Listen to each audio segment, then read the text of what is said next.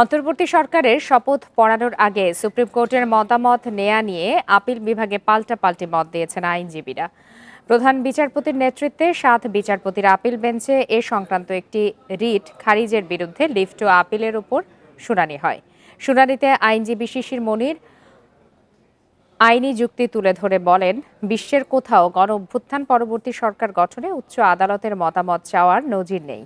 একই সঙ্গে সংবিধানের 106 অনুচ্ছেদ দিয়ে অন্তর্বর্তী সরকারকে মূল্যায়ন, জুলাই স্পিরিটকে অবমূল্যায়ন করা হবে বলেও মন্তব্য করেন তিনি।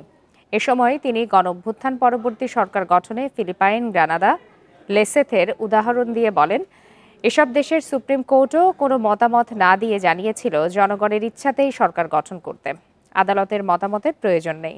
তবে ভিন্ন মত তুলে ধরে ব্যারিস্টার রুহুল কুদ্দুস কাজল বলেন, রাষ্ট্রের স্বার্থে সুপ্রিম কোর্টের মতামত চাওয়া হবে কিনা সেটি একান্তই রাষ্ট্রপতির এখতিয়ার এবং তা করে সংবিধানের কোনো ব্যত্যয় ঘটেনি।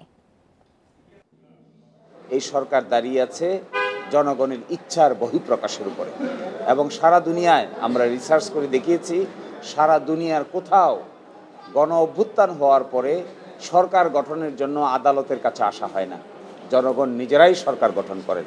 সংবিধানে বলা আছে, রাষ্ট্রপতি যদি মনে করেন কোনো আইনের প্রশ্ন উত্থাপিত হয়েছে এবং যদি হতে পারে এমন ক্ষেত্রে তিনি সুপ্রিম কোর্টের উপদেষ্টামূলক মতামত গ্রহণ করবেন। সুতরাং রাষ্ট্রপতি এই মতামতটি গ্রহণ করেছেন, তিনি সেই মতামত পেয়েছেন, সেই মতামত অনুযায়ী তিনি কাজ করেছেন কিংবা করবেন কিনা সেটা একান্তভাবে রাষ্ট্রপতির এখতিয়ার।